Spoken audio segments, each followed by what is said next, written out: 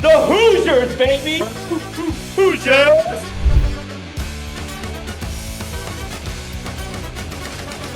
What's going on, guys? Beanie Boys here, episode 2. We're excited. We got John with us here today, which is good. Got Mackie on the Zoom. We got a lot of stuff to cover today, but we're going to start with just a little recap of Johnny's weekend in Minnesota. So, John, tell us about it, man. Yeah, man, boots on the ground in Minnesota. It was awesome. Colts lost. That sucked, but US Bank Stadium was awesome. Very beautiful stadium. It had a real cool figure to it. It was kind of like a triangle looking stadium. They got a lot of glass windows. It was a cool stadium. But that was about all that city had to offer. Minneapolis, they had very few bars around the stadium and stuff. It was almost like a Indianapolis on steroids, just a little bigger of a city, and it just didn't really seem to fit my liking a lot. But the stadium itself was awesome. So if you ever get the chance to go to a ball game there, I would definitely do it. The Skull Chant's awesome. That stadium's electric, very good atmosphere, and there's a lot of diehard Vikings fans out there. I'm going to pass it to DP. He was out in South Bend for Stonehill Notre Dame basketball this week. Yeah, was at Purcell Pavilion, watching Notre Dame take on Stonehill. The boys look good, covered the spread, team total came in as well. Marcus Berger is as good as advertised. I mean, he's just him. He had 18. Shrewsbury had 18. But I think the glue on that team is really Matt Alacco, the transfer out of Princeton. 50, 40, 90 guy. He just seemed to be very in control, getting the young guys ready to play. I think they'll be good. It's kind of just moving on from here. They play Buffalo Monday at home. So we'll see if they can continue the streak. We're going to throw it to Mackie here for Bourbon of the Day. Mac, what are you sipping on today, man? Bourbon of the day. Bourbon of the day. We're just sipping on Miller Lite this morning. Old Reliable. And then we're going to switch over to Woodford Double Oak again in the afternoon, just like last week. There you go, man. Seems Hey, to be what I'm grabbing off the shelf. yeah, keep it consistent. A little Miller Lite to get the taste going. The first segment we're going to jump into today is the NFL, actually, and our first thing that we're going to be talking about is Dennis Allen getting fired. Now, at the beginning of the year, Saints starting 2-0.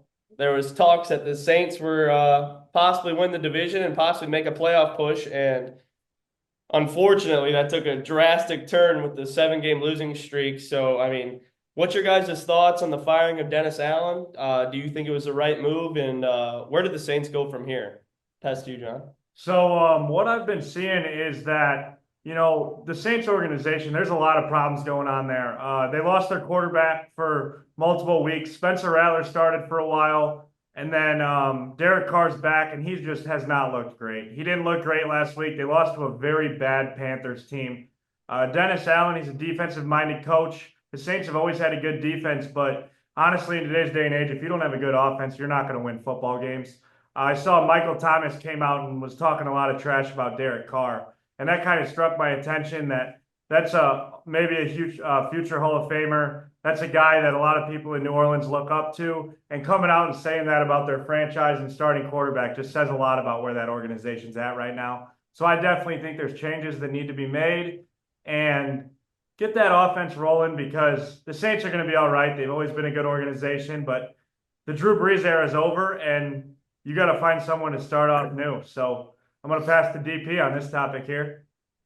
Yeah, I mean, ultimately, they just can't stay healthy, guys. I mean, with Derek Carr getting hurt, Olave just seems to get drilled every week. He's out concussion again.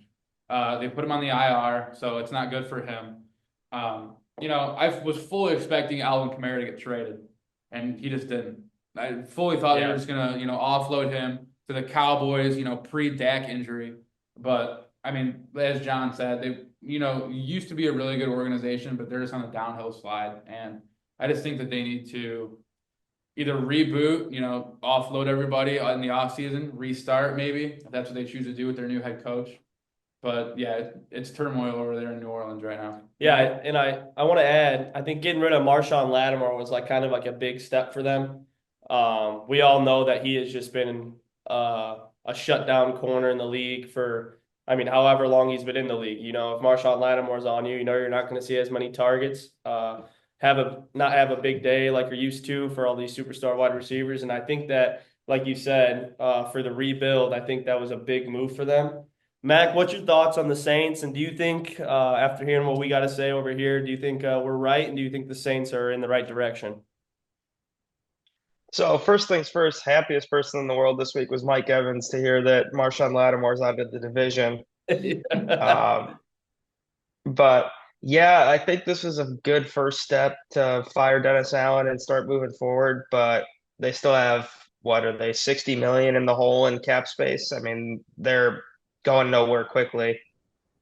They didn't offload anyone besides Lattimore.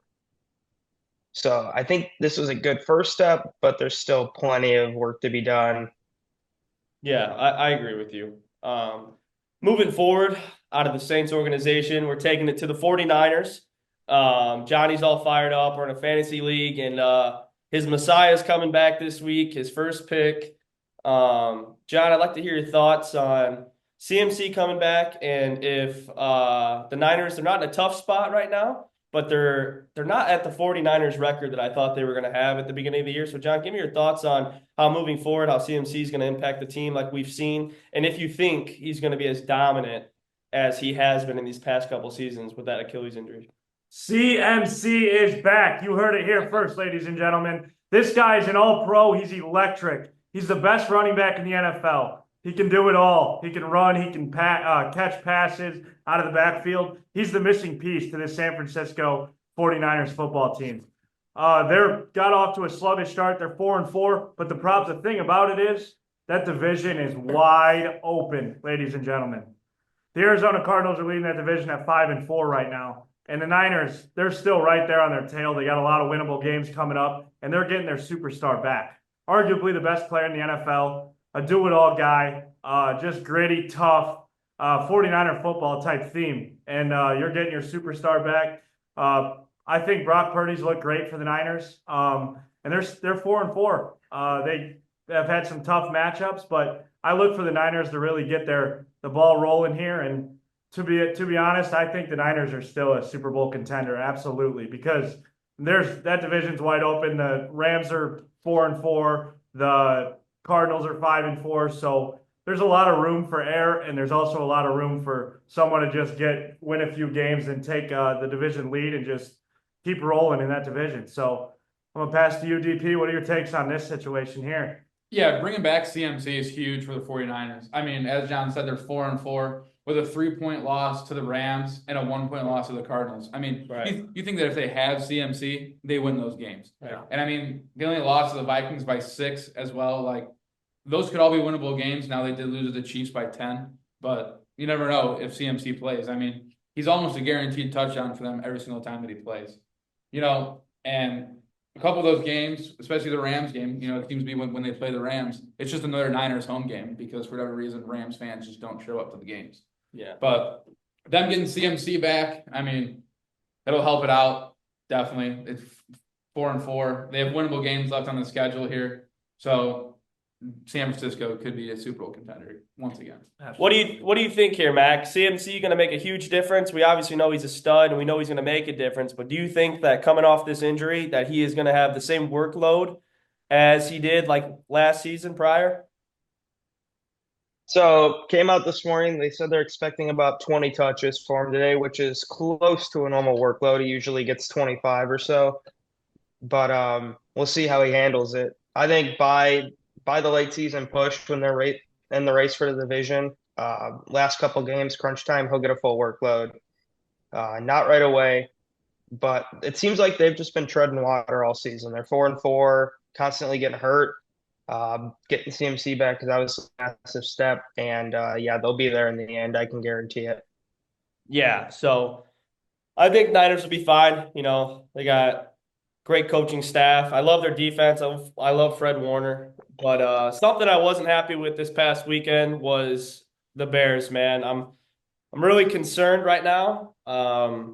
We've kind of had like a nice like cushion of like opponents the past 4 weeks that haven't been necessarily the toughest. And I mean, we've won most of them. I thought we were going to win going into Arizona last week. I knew that was going to be a gritty game. And we just looked bad. And for me, I heard DJ Moore's press conference of he tweaked his ankle, but I think that DJ Moore heading off to the sideline in the middle of the play is horrible. It looks horrible. It was media attention that the Bears didn't need out of just him being lazy. I'm nervous for the Bears. I really am. And I want to know, like, DP, how should other Bears players view DJ Moore? And do you think they believe that he tweaked his ankle during that wide receiver route? I mean, he's their leader on offense, I would think. I mean, he's by far their best receiver, probably their best player on offense. But I think they should just, trust him. I mean, he's their guy. He's their leader. They have to look up to him. But on another note, I mean, like, where is Cole Kmet? Like, it seems to me that him and Shane Waldron have some sort of beef against each other because he just doesn't, get the targets. I mean, yes, 27 receptions on 30 targets for only 303 yards. And he had a monster game, but I mean, they just don't throw to him. Like, it makes no sense to me what they're doing. They have, Rome, Keenan Allen, and DJ Moore out there. You would think that Cole Kmet would be, the last line of defense that those guys are trying to cover. He should be having monster games every week. They just don't do it. I just think the play calling, once again, is very skeptical in Chicago. What do you think, John? So sorry to my Bears fans over here, but I think it's trouble in paradise in Chicago. Gut-wrenching loss against the Commanders. And then after that, emotional game against the Commanders, you turn around, you go to Arizona, and you get blanked. Blanked. They didn't even show up. I mean, they might as well have not even taken a plane flight out there. The whole thing with DJ Moore, I think a lot of it has to do with the whole Justin Fields thing. Before this season started, DJ Moore came out and said that Justin Fields was quarterback, and he wanted Justin Fields to be his quarterback. Why he signed there long term, I have no idea. But they have two first-team All-Pro receivers in DJ Moore and Keenan Allen. Get them involved, and you'll be all right. But if you look at the Bears' schedule, they got the Patriots this week, and after that, they might not be favored in a game the rest of the year.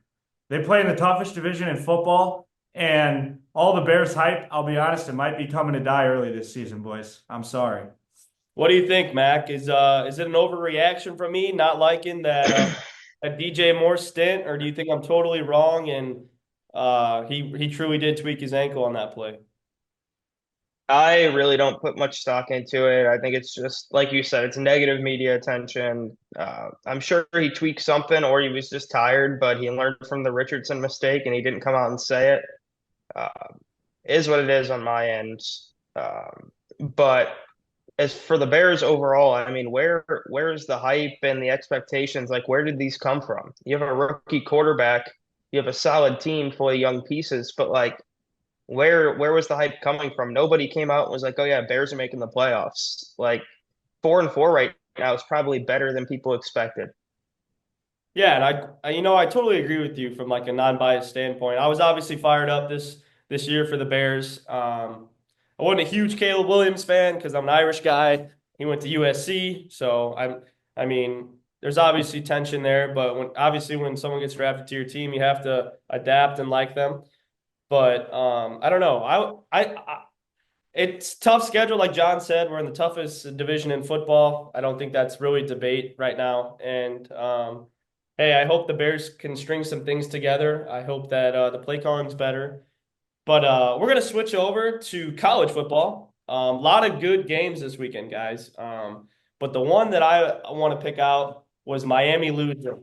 Miami losing that football game helped out the Hoosiers so much, and the Hoosiers getting it done against Michigan at home. I mean, the Hoosiers, baby. How about the Hoosiers, kid? How about them?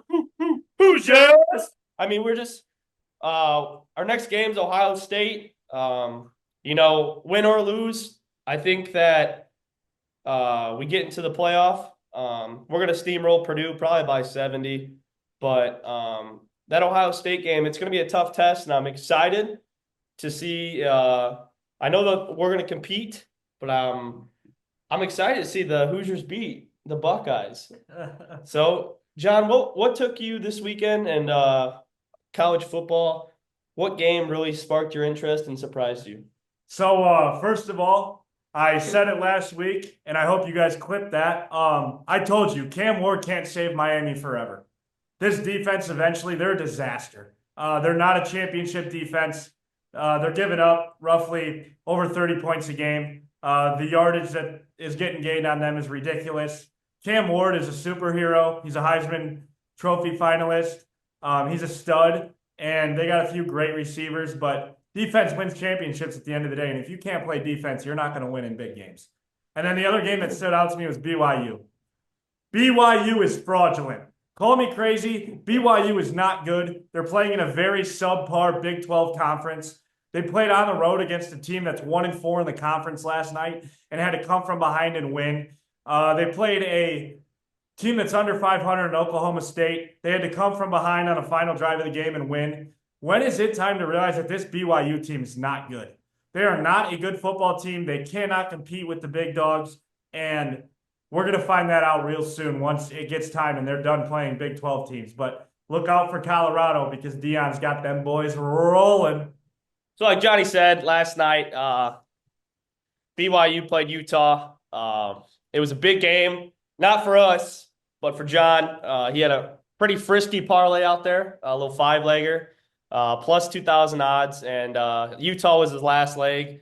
John's got a lot of mixed feelings about that defensive holding call, but it was a great parlay, and not the outcome you wanted, buddy, but like you said, BYU's fraudulent. I don't believe in them either. DP, what sparked your attention this weekend? Are we really going to talk about Georgia here? I mean, are they actually good? I mean, yes, they are. But, I mean, they go into Ole Miss, number 3 team in the country, and Ole Miss just steamrolled them on defense. I mean, they had no offense at all. Once again, Carson Beck throws a pick, not surprising. And, I mean, Jackson Dart was even hurt. They had to bring in Austin Simmons, who was 5 of 6 for 64 yards on a drive. I mean, that kid just showed poise out there. He did. And then Jackson Dart came back and did Jackson Dart things. He is now the winningest quarterback in Ole Miss history. And they stormed the field, little premature. Lane Kiffin, not too happy about that. Nope. But, it was only 16 seconds, but they still ended up storming the field after bringing down the goalpost. So, we're really going to talk about this Ole Miss offense, or is Georgia's defense really that skeptical? Georgia doesn't have an identity to me. They just have no identity. And Carson Beck's got the Cavender curse. Let's talk about, holy cow. This guy's a disaster. He was a top 5 pick coming into the year. Top 5 pick coming into the year, going into the NFL draft. What has happened to this guy? 17 touchdowns. Dude's turned the ball over 11 times this year. What has happened to Georgia? Everybody says, oh, it's still Georgia. It's still Georgia. Well, guess what, guys? You found out yesterday that Georgia is not, in fact, still Georgia. And Carson Beck, honestly, should not even be their starting quarterback. This guy is, it's sad to see because he had such a promising year last year, especially after their runs with Stetson Bennett. He looked like he was going to fill that void last year. Yeah. And then, you just wonder, where does Georgia go from here? Are they dead? You just never know because of this 12-team playoff. But I'll be honest, if they're on the fence right now and they're about to fall off. So, Mackie, what do you think about this game, man? The Georgia game in general was an interesting game to watch just because the weather was horrible. It was a little bit different of a football game than I expected it to be. Ole Miss didn't exactly have their way on offense like I thought they would, and they normally do. Relied a lot on turnovers, and what do you know, Carson Beck yet again, not a good quarterback this year. He's not. He's hurting Georgia's chances to win games, and we saw that yesterday firsthand. I wanted to highlight, though, that they still have a 72% shot to make the playoff. That's assuming that they have to. Well, they have to win next week. But with yesterday's loss, they still had a 72% shot to make the playoff. So the world still thinks Georgia's Georgia, and I don't think they are. Well, you wanna touch in on the Alabama game a little bit, buddy? Yeah, let's talk about Alabama a little bit. Wow. Jalen Milroe is him. Himothy. Talk to that guy. 12 carries, 185 yards, and a touchdown as a quarterback. A quarterback. This guy's doing Lamar-esque. Can we talk about it? Holy cow. This guy just absolutely just demolished this LSU defense. And what do they say? Once again, Brian Kelly can't win the big game. Is anyone out there surprised? Nope, and especially not these guys. No, hey, Milroe, went into Death Valley, night game, game day. It was all there. And, Yeah, big game Brian. Who would have Yeah. thought? Yeah. But I mean, Milroe probably could be the best running back in the country if he chose to play running back. I agree. But instead, he has a cannon of an arm, and he could throw it. He could sling it too. I mean, it was just amazing. They just went in there and absolutely dismantled LSU. This was an elimination game for both these teams, and LSU, goodbye to your playoff hopes. Yeah, I mean, like Johnny just said, Brian Kelly, obviously Notre Dame for how many years? I met him a couple times, shook his hand when I was six through 10 at the Notre Dame football camp. When I was 6 years old, I could sense that he was a loser. I mean, this guy just cannot win the big games. And it's really disheartening because the Irish, they have a stereotype because of him. And I'm hoping more. I was about to say Morgan Freeman. I hope Coach Freeman changes that stereotype because just from all of our friends just ball busting each other, it's what do we even say? Like we can't back it up, and it's Freeman is 10-4 versus ranked opponents compared to Brian. Brian Kelly, go do some more TikTok dancing through recruits, buddy. Mac, what's your thoughts on Brian Kelly, man? Never forget Brian Kelly killed a kid too, so that's all I got to say. He sucks. Yeah. Terrible person. Yeah. But are we ready to transition to the college hoops, boys? Yeah, we're ready. All right, guys. So today we're going to be giving you the Big Ten preview, our dark horse, and then going over a couple other things. But DP, who is your Big Ten dark horse this year? Yeah. Give me Illinois, man. Give me Illinois. Illinois. Give me Illinois. Hey, this is the first time since 2005 that Illinois had to replace 4 starters from an Elite 8 team. They went through the portal. They came out with Kerry Booth, former Notre Dame guy, Boswell from Arizona, Trey White from Louisville. They also added 4 top 100 recruits. Will Riley is one of them, stud in their first game. He had 31, 7, and 3 on 10 of 13 shooting with 5 threes. As a freshman coming in playing for Illinois. Second game, he had 14 points, 7 boards, 3 of 5 from 3. He seems to be a great scorer for them off the bench right now. They also added Kasparis, Jack Uciano, double-double machine for them. He's also a freshman. So I think that Illinois can make a deep run in the Big Ten. They score a lot of points. Their team totals are a must play. Their overs are a play. The big game that they have coming up on 11/20, they play Bama. Taking every over possible in that game. Bama likes to run. Both team totals, first half over, game over. But I think Illinois could be a real dark horse for the Big Ten. I know it's a really tough conference, real deep conference, but I think it's going to be a great season for Illinois once again. I agree. Shout out Kel for the reload of the beer. John, who's your dark horse? And what do they say out there in Columbus? OH! Baby. This team, wow. Game 1, come out and just dog walk the number 19 team in the country. How about those Buckeyes, baby? I mean, John Mobley Jr., the freshman, kid's a 3-point sniper, dude. They returned Bruce Thornton and Devin Royal. Bruce Thornton, first team All Big Ten. Devin Royal is a true sophomore. He's a stud. He had a huge game against Texas. Michi Johnson's back in a Buckeyes uniform. He was an All-SEC player last year.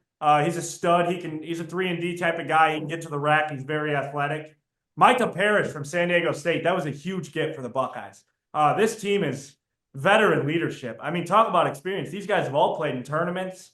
They've been in big games. This Ohio State team is going to be good. Aaron Bradshaw, the transfer center from Kentucky, he's a huge get for them. He was a very good product coming out of high school, and I hope Ohio State can develop him. And I'm just looking for Jake Diebler this year. First year as the full-time head coach. He did a great job taking over as the interim head coach last year. And look for the Buckeyes to get rolling this year because I think you can honestly, that's a good bet to place. DP, I wonder what that's sitting at, honestly. I'd love to take the Buckeyes to win the Big Ten. Because plus 1,000 last time I checked. Plus 1,000. Yeah, that's worth it. $100 to get you $1,000. I think it's a free grand because this team's experienced. This team's got an elite offense. And if they shoot the ball from the three-point line, anything like they did in that first game against Texas, watch out for the Buckeyes. Ohio State team totals. It's a play. Yes, it is. Mac, who's your dark horse, buddy? Dark horse when it comes to the Big Ten. Overall, I think the conference is kind of down this year, unfortunately. I don't think it can really hang with the Big 12 or the SEC in hoops. Um, but there is some teams there's a lot of value to bet as dark horses. Ohio State was a good one that John picked. I am going to go ahead and go with the Rutgers Scarlet Knights. Wow. Ace Bailey Bailey. and the Rutgers. boys. Wow. Yeah, good. I think by the end of the year, I think that they'll be gelling perfectly fine. I think they'll hit a groove in Big Ten play. And at 10-1, same odds as Ohio State, I think it's not even close who the better team is out of those two. I think you're crazy. So Rutgers is Mackey's pick. I can't believe Wow. I did not see that coming out of the kid. Coming out of freshman. I thought Mackey was picking UCLA, not a dark horse, but I thought he might have gone with the favorite of this conference. But as much as it hurts me to say this, I'm actually in agreement with John here. Yeah. My dark horse pick is the Ohio State Buckeyes, and I know it's early, too early to say if that was not necessarily a fluke game, but if Ohio State can live by the three like they were, I mean, they were knocking them down, as John was saying. We were watching it here at DP's house, and they look good. They had a good groove, good chemistry, and that Texas team is no joke, man. They got some talent there as well. They're ranked for a reason, and like John said, I mean. I think Michi Johnson coming back is a huge part of why they're going to be successful this year. He didn't play a huge role in that Texas game.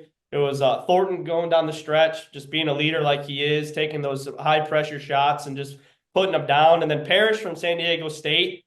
I mean, he averaged 17 points there, and I think he's averaging – I don't know how much he had against Texas, but 14 or 15. yeah, that kid can play, man. And like Mackey said, I think the Big Ten is a little bit lower than these other like Power 5 conferences in basketball. But I think that the Buckeyes are going to do it. Yeah. And it's going to say on ESPN Bet winner by the end of the year. Hey, plus 800 for Ohio State. Which? Ayo. 750 for Illinois. Rutgers 800, Mac. Wow. Rutgers is down the plus 800. Yeah. See, I don't think Rutgers is as big of a dark horse as people think they are because they have such talented freshmen. But I think that if they hit a roll or hit a groove towards Big Ten play, they're going to be almost unbeatable at home. Yeah, and we all know that Rutgers plays great at home. Hard to win at Rutgers, obviously. But how about – can we talk about Gonzaga? I mean, them boys look good. Steamrolled a Baylor team that is known for grit, like hard grit defense, man. I mean, I think what they win by 38. Yeah. 38, and Mark Few's kid was in at the end of the game. I mean, Got dunked on. got postered. Hey, Yep. hey, but I respected Mark Fuse. You had your son's back. I mean, what's he supposed to do in that scenario? You know, John, what's your thoughts on Gonzaga, and are they for real? Oh, Gonzaga's for real. This team, you know, a lot of experience again. Watch Nemhard in his 10th, 11th college basketball season. Nolan Hickman, I also feel like he's been there forever. They just got a lot of talent. They got a lot of shooting all over the floor. When you got a great point guard, that's the key to success in college basketball. He's got the ball in his hands more than anybody. And if he's making decisions and he's dishing out to these shooters, this Gonzaga team's got a real chance to get to the Final Four this year. Bold prediction, but I do see this Gonzaga team there in the end. And, you know, it was only game one. No need to overreact if you're a Baylor fan. But I think Gonzaga this year, man, they're tough. You know, they're going to walk through their conference, always weak conference. Yeah. I personally can't stand Gonzaga. I can't stand it. They're always there. They can never get over the hump. But if you're a Gonzaga fan, you got high hopes this year, and we'll see how the rest of the season goes. It's a little too early for a little bit of an overreaction there. What do you think, kid? Yeah, 11 assists out of Nemhard. I mean, he just seems to be running that offense. Hickman ended up having 17 versus Baylor. But, you know, finally, you know, Gonzaga will end up getting tested here in December. You know, they play Kentucky and then UConn back-to-back Saturdays. They traveled to UCLA late December. So before they hit that conference slate, which is, you know, usually down, there's a few good teams. St. Mary's gives them a game every year. Yep. Other than that, you know, they ran through Baylor. So it'll be interesting to see how they play Kentucky, UConn, and UCLA. So ultimately, if they end up going on, a Purdue Cinderella run in December that Purdue always seems to go on, not this year, I don't think, but we'll see where, Gonzaga's at come conference play. Mac, what do you think, man? Are the Zags for real? Yeah, obviously the Zags are for real. I mean, you're returning all your stud players, Graham Ike, Nemhard, and Nolan Hickman. Um, Coming off a Sweet 16 appearance, I don't see why they don't improve. They'll win the WCC with flying colors. It won't even be close. I think we all know that. But yeah, you'll be able to tell here in December just how good they're looking. Obviously, great start. Baylor backed it up and went and beat Arkansas last night. So absolutely fantastic win for Gonzaga. And overall, a pretty interesting first week of college basketball. And Gonzaga tends to be the takeaway. Yeah, I agree. I mean, they definitely look the best. I mean, they had everything going for them. I mean, it was, I don't want to compare them to a UConn team, Yeah. but I mean, the dominance was just there. I mean, they couldn't be stopped. Whatever they wanted, they got in transition. The three. If you want to play some bully ball down low, throw it down to fucking God, throw it down to Graham. And I mean, this Gonzaga team is just like they're good, man. But we're gonna be going to Cooper Flagg. I mean, is this cramping gonna be an issue? I mean, we remember with Banchero at Duke, he was having cramping issues, and I'm not saying it's as severe as Banchero's issue, but is this Flagg cramping issue going to be a season-long thing, or do you think he was just dehydrated in that game, John? I think he's young. Cooper Flagg's young. He's got a lot of expectation. He's going to be all right. The cramping thing, it does remind you of Banchero a little bit. Just has he played this hard? How hard was he playing against high school teams? But what I don't understand is how is he cramping now? He practiced with the Olympic team over the summer. He was on that USA select team. He's played a lot of basketball over the years. So why is this becoming a problem now? Is it just harder? Is it a question mark that we need to look at? Or is Cooper Flagg going to be all right? They got great trainers over there. They're going to get him the right food in his system. They're going to get him the right electrolytes. He'll be all right. Cooper Flagg's going to be all right. He's a stud. High expectations. Don't be surprised if you see a little bit of LeBron James expectations in him, because I think this guy is elite. Elite. Johnny's drunk. Wow. Yeah, maybe Kelly shouldn't have got the refill. Cooper Flagg is great and all, but LeBron James hype is crazy. DP, what do you think about this crazy takeover here? Yeah, I mean, just to touch on, his cramping issue. I mean, he's second in the team in minutes played. He's playing 27 and a half a night. Only behind other freshman Con Canoopel. And I mean, it really shouldn't be happening. Like, there's no reason that he should be cramping. I mean, the kid's 17, 18 years old. He should be able to run. Should be able to run for miles. But I mean, it'll come down eventually. He'll end up playing probably 32 minutes a game come conference play. So yeah, these first two games, maybe it's just getting his body right, getting up and down the floor for the first time in a college setting. But I think it'll come around eventually. He'd be a top 30 player in the NBA right now. Mackie, is this concerning? Is this concerning? I'm not talking about Johnny's I don't think it's but I'm concerning talking about Cooper Flagg cramping. I don't think it's concerning at all. I mean, we'll see Tuesday night's game time. He'll be in the game. I guarantee it. Yeah, Champions Classic, he won't be cramping. They'll get him figured out right. John, I just got to ask you one thing, man. Do you think Cooper Flagg's better than Zion or Paolo at Duke? I think he will be, yes. I think Cooper Flagg is a superstar, Mackie. This kid, he's had all the hype in the world, all the coverage, everything. Just like Bron coming up, man. This Cooper Flagg kid, we've been talking about him since he was 15 years old, brother. Like, just think about the expectation this kid has. And he's at arguably the most prestigious college basketball school there is. And I look for him to have a huge year. Wooden Award. I'm thinking Wooden Award. I mean, this kid's legit. But while we're talking about college basketball, I don't want this to go overlooked, and I'm going to throw a little curveball in here. Ryan Kalkbrenner, 49 points. Yeah, wow. We can't let that go overlooked.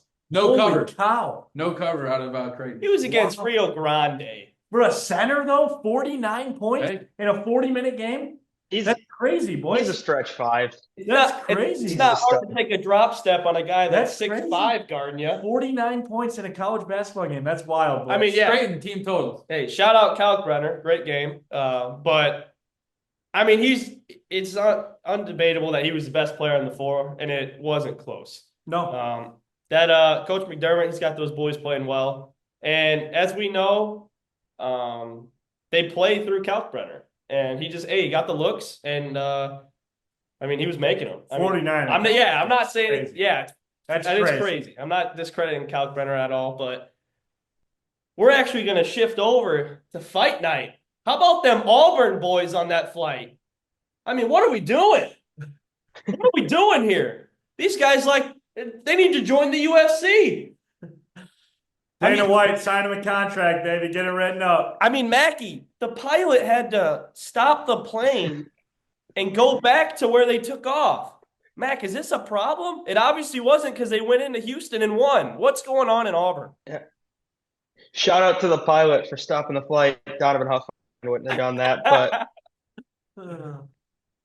Mac, hey, apparently it doesn't matter. I mean, they went out and they beat Houston last night by 5 in Houston. It was a neutral site game downtown Toyota Center, but they go out and win, get rid of the bad apples. Auburn's actually legit this year, really legit, and I think they just need to weed out the two knuckleheads early on. And what do you know? Yeah, DP, what's your thoughts on Auburn having John Jones on the team? I mean, maybe getting rid of those bad apples really helped them. I mean, but main part for the game, how about the freshman? Yeah, Coming off the bench, having 21 points for him. I mean, he was taking these step back threes. Bruce Pearl was doing the typical high school where it was like, no, yes. I mean, he was just out there running around versus arguably probably the best defense in college basketball. Yeah. Is it time? I'll ask this about the fight. So have you guys watched the Overtime Elite documentary at all? No. Any part of it? So Ja'Kai Howard was one of the players in the fight. He was featured in that documentary quite often, and it's not surprised to see he has character issues at all. He has a lot of maturing to do. What do you think, John? Is it time to worry about Houston? I mean, if there's this many problems at Auburn, you're getting in a fight on the plane, the chemistry's off. Bruce Pearl's acting like he's a high school basketball coach. And then you go in and beat Houston. What's that mean for Houston? I don't know. I watched most of that game, and I thought there was a lot of maybe tic-tac fouls down low. I don't think that they were letting them beat on the block. And I think that's what Houston's all about. I mean, they're hard-nosed. They play defense. They make you earn every point. And I don't know. There was a stretch where I thought the officiating was soft. And, I mean, if Houston is getting defensive calls on them like they were last night, I think it's going to be hard for them to win games just because of how they play defense. They're aggressive. They're physical. And that's just the coaching style of Houston. So I'm not worried about them. I think that might be a stretch because I think Auburn, as of right now, would be in contention with Gonzaga or UConn in a good game. I'm not saying Auburn would beat them, but I think it would be a great basketball game. I don't know. Are you worried about Houston, DP? No, I mean, there was 41 total fouls in the entire game. Houston had 3 guys with 4 fouls and 1 guy fouled out. One of those guys, being their center and Roberts, and then Cryer also had 4 fouls. Yeah. So, I mean, Auburn's best player in Broome also had 4 fouls, but he had 20. So, I mean, he was making shots. He was getting down low. 10 of 15 from the field. A lot of those were, in the painted area. He was 0 for 4 from 3, 0 for 4 from the foul line. So, he was doing all the work down low. And then the freshman, obviously, he had 21. But I was expecting, Cryer to kind of take over in this game for Houston. And he really just didn't. I mean, he took 14 shots, made 5 of them. But, I mean, the 4 fouls had to play into a factor in him offensively, dribble drive type stuff. But I wouldn't too worry about it. It still is Houston. They'll give up at one point during the season. They'll average 40 points, giving up against them. So wouldn't be expecting if this is the only Cougar loss for a while. Absolutely. I don't think that there is anything to look at from a Houston perspective on this game. This game is more about Auburn. The bright lights were shined at them the last 2 days with everything that went on, and they went out and performed. From a matchup standpoint, and this even goes back to last year, they match up perfectly with UConn. I want to see these two play in an NCAA tournament game because I really think Auburn would beat them. You just got to not match Auburn up with an Ivy League team to start off, and apparently they'll start rolling. But I want to see that matchup later in the year. I want to see Auburn and UConn because I think Auburn would be the team that would end the reign. I agree. Yeah, Houston will have one more game. They'll play Bama in Vegas. That'll be a good test, offenses versus defense for that game. That'll be on Tuesday, November 26th. Then the next day they play our Notre Dame team. Don't want to play Houston. Don't want to watch that game. That might be a rough watch. Will I sit there and put myself through it? Yeah. Yes. Notre Dame team total might be at like 42.5. Right. So A lot of big games for Bama this year. They're at Purdue Friday. Yeah. Bama at Purdue Friday. That's going to be a big one. So make sure you tune into that one. That'll be a good one. All right, guys, we're going to shift over to the professional level of basketball. John, you're our NBA guy. What do we got? We got the 7-2 Warriors playing the Klay Thompson's Mavs. The 5-4 Mavs, dude. This is going to be a big game Tuesday night. It's an NBA Cup game for their little in-season tournament trophy. The Warriors, huge win in Boston and then absolutely collapsed against the undefeated Cavaliers. I don't know what happened there. The Warriors honestly have exceeded expectations being in 7-2 so far. This game's going to be awesome. I think the spread will probably be about Warriors -2.5, -1.5. Could be a little bit of a pick 'em. I honestly think the Warriors' depth wins the game at the end of it. What are you guys' takes on this? Where's this game being played? Oh, it's at the Warriors Stadium. Right? Yes. They're giving away captain's hats for Klay. Captain's hats for Klay. They're going to do a tribute and everything. So emotional night for Klay Thompson. It's going to be good to have him back. Giving out captains. Gentlemen, what are we doing here? Give me the Mavs. This is a no-brainer. Gentlemen, what are we doing? You guys are supposed to be outlawing Johnny from talking about the Warriors on this show. I know. He's back, baby. He's back. Mac, this is such a huge betting opportunity. I'm telling you. I think that, like John said, I think the Warriors might be favored by 1 or 2. But give me the Mavericks. Luka Doncic. Klay in his return. Are we serious? Everyone's going to be wearing captain's hats, and Klay just might break his three-point record of least amount of dribbles and most amount of points. What do you think, DP? You're washed up. What do you think, DP? Can I bring something up real quick? Yeah, let's hear While it. we're on the topic, we get to talk about the Mavericks. Does anyone enjoy watching Luka Doncic play basketball? He is so fat. He is so slow. Him and Jokic, man. You watch Doncic and Jokic. They both Mac. I feel like, we can have a conversation here. They flop and they complain about every single call. I won $770 on the Nuggets the other night, and it was miserable to watch Jokic complain about every single last time he got touched. I couldn't stand it, man. And it's just that's your sport for you.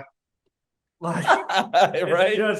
But I do. What are your thoughts on this game, Mac? What are you leaning here? I would also lean on the side of the Mavericks here. I really would. The Warriors are off to a fantastic start, and I think they'll be a good team. But I do think this is a perfect betting opportunity if you're going to get some juice. If the line is Warriors -1.5, Vegas is asking you to take the Warriors. Obviously, all the money will be on the Mavericks side. What is the line in that game, DP? 3. Warriors are favored by 3. That's potential of the low-hanging fruit, Mac. Yeah, that's potential. No NBA game is low-hanging fruit, though, because it just every single night there's something that happens that I'm like, this is unbelievable. I know. DP, what's your thoughts on this game? Yeah, currently, over under 231. Give me that.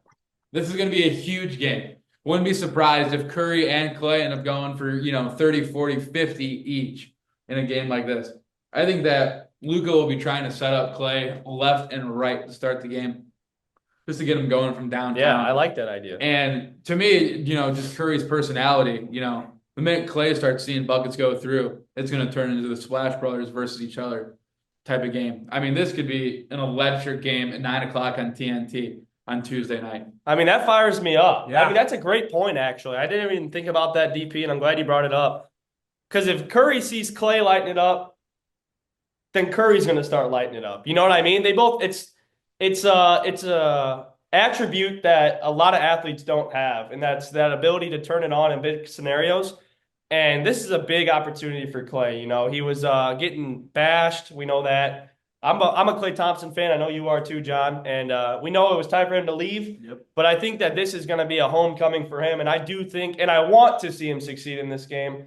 Yeah. So, John, what's our set? Or do you want to add anything on Yeah, that? I just want to talk a little bit about look for Buddy Hield to prove himself in this game. You know, he kind of has been talked about how he's been the one that's replacing Klay Thompson as the splash bro. There'll only ever be Curry and Thompson as the splash bros. But Buddy Hield's played great. He's leading the Warriors in scoring.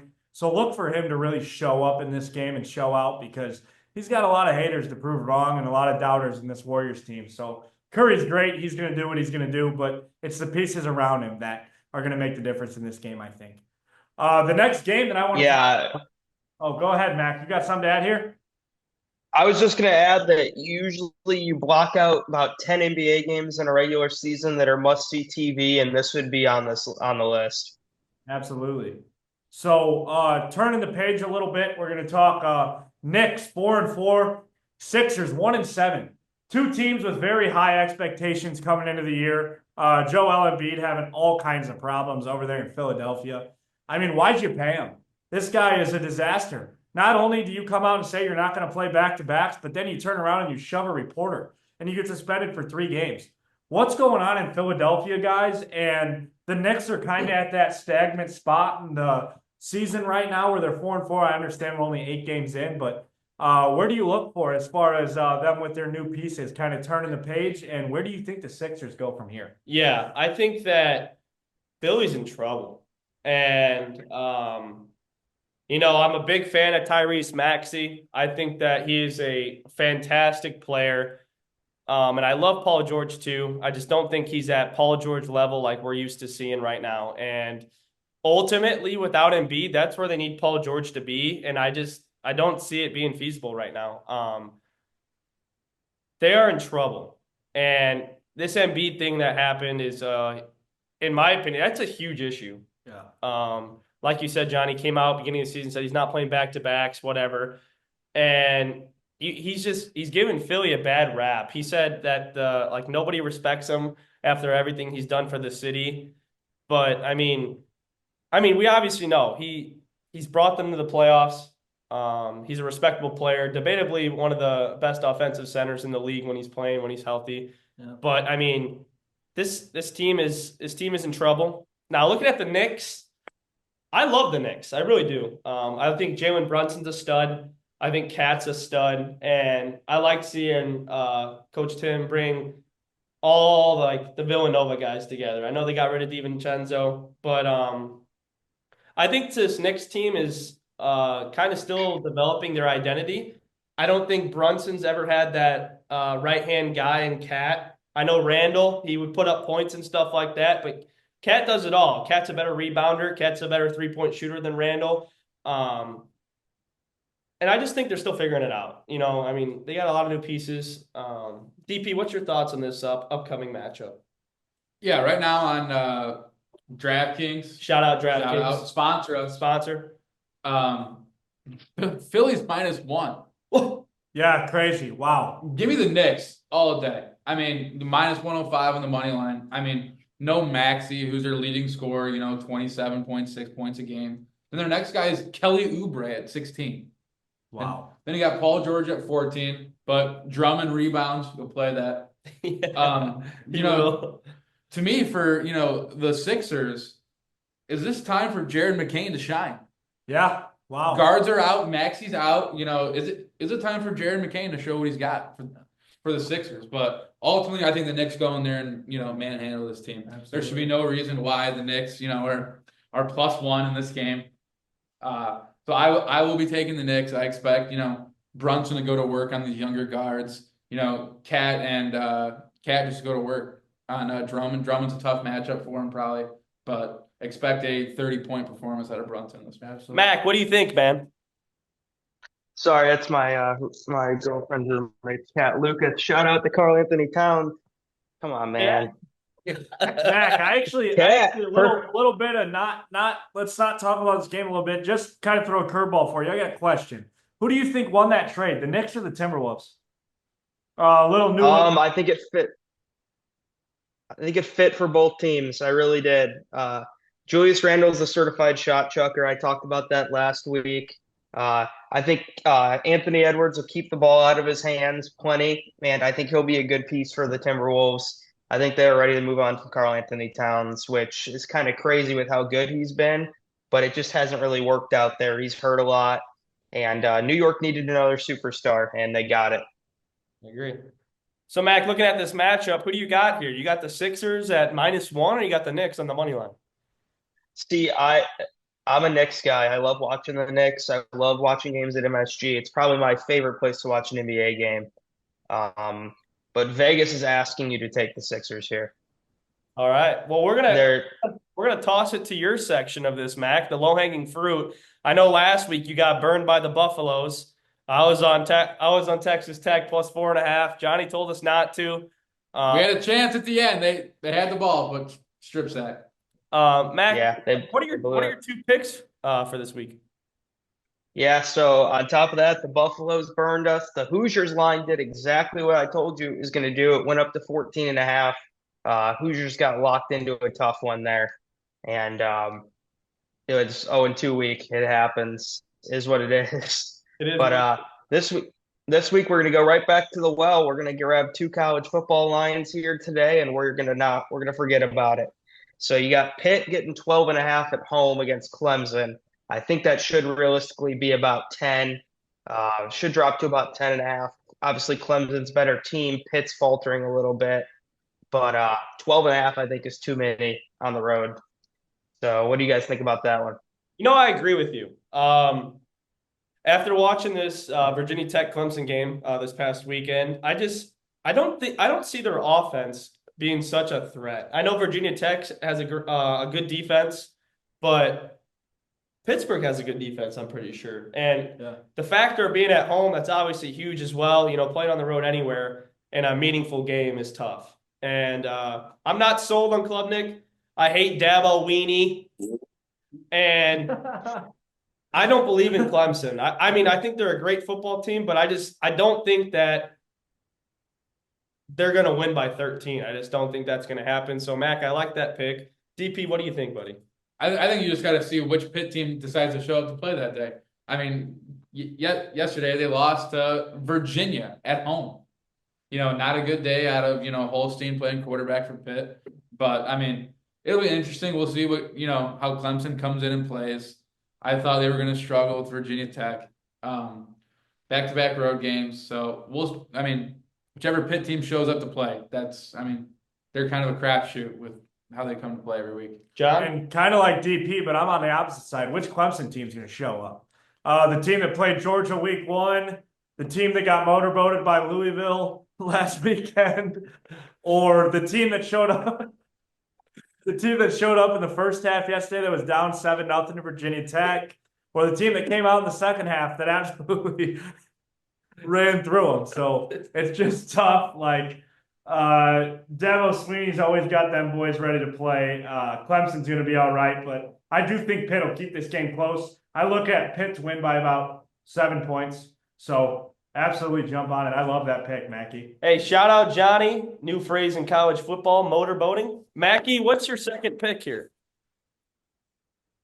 So second pick, we're going to drop the absolute hammer like a UFC fighter. We talk about it. We said Georgia's not Georgia, but Tennessee ain't Tennessee either. They're not.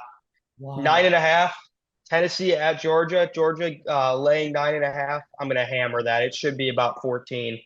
Wow. Nico's banged up. I don't see any route for Tennessee to win this game. They have not impressed me one singular time this year. Other than the Alabama game, they looked good. Their defense played great. Their offense has not impressed me one singular time. And now you get a pissed off Georgia team. Yeah. DP, what do you think on that? Yeah, this could end up being another pseudo elimination game for an SEC team. what Carson Beck shows up, what Nico shows up. Yeah. And it's gonna be an interesting game down in Athens. Game day will be there. The buzz will be vibing. The boys will be, hammering some beers, watching the game. But like, it'll be an interesting game. Truly, this could be a game that you take the under in because both teams' offenses are not good. Yeah. But yeah, that'll be interesting. Samson could be a workload for Georgia, although they took care of Ole Miss's running backs pretty well. Is this the Brew McCoy breakout for Tennessee? Playing wide receiver versus Georgia, which could be a secondary. It's not so good versus the pass.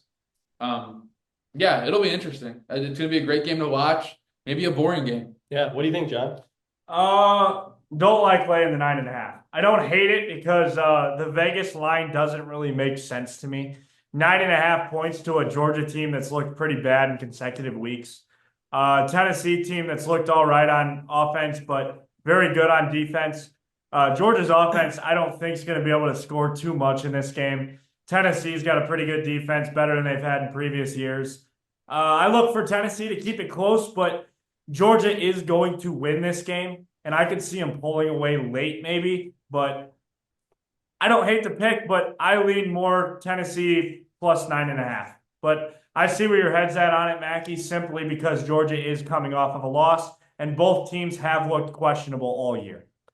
Yeah, so I'm going to stay away from these spreads. They're kind of scary, as Max said. I feel like 9.5 is a good spot, but I don't know. I'll probably play the under, like DP's mentioned.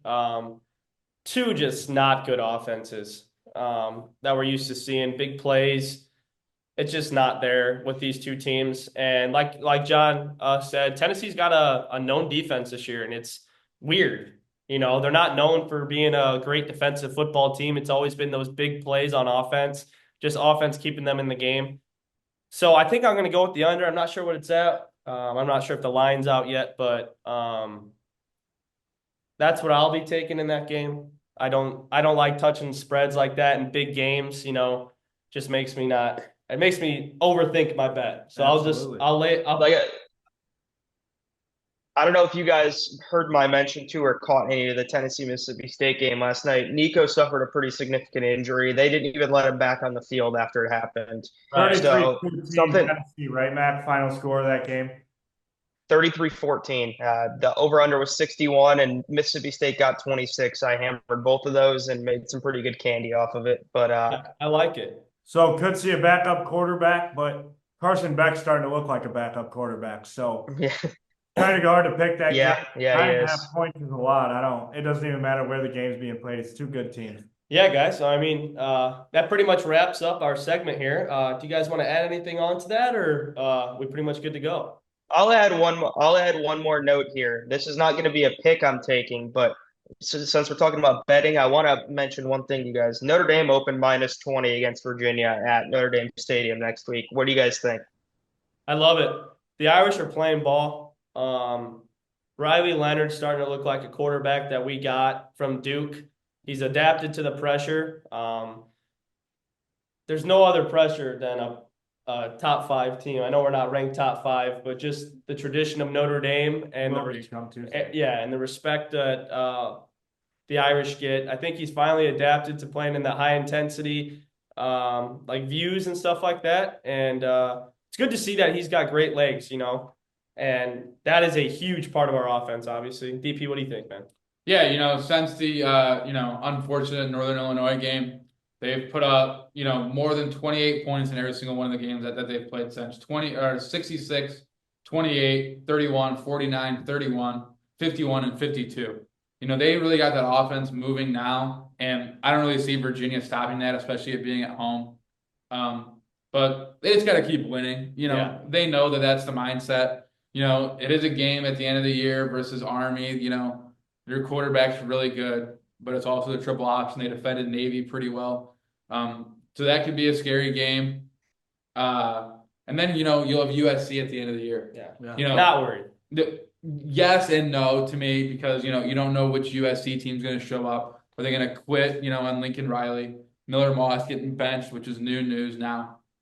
And we just don't play well at USC ever. Yeah. So I would say that the boys know they just got to win the game, and it seems to be every week for the last couple of weeks, Notre Dame team total is to play. And for the spread for the last, since the Louisville game, even though that was also a cover, that was 6.5. So You want me to go quick or no? I think we'll be all right. They just got to keep winning. Go Irish. All right, guys. That wraps up our segment here, Beanie Boys episode 2. I felt a lot better about this one. So Yeah, went a lot more smooth. shout out Tyler, the cameraman again. But thank you guys for watching, and see you at episode 3. The boys are back. Yep, but it's good hanging out with you guys. Thanks for keeping me entertained and not falling asleep watching Panthers and Giants at 9:30 this morning.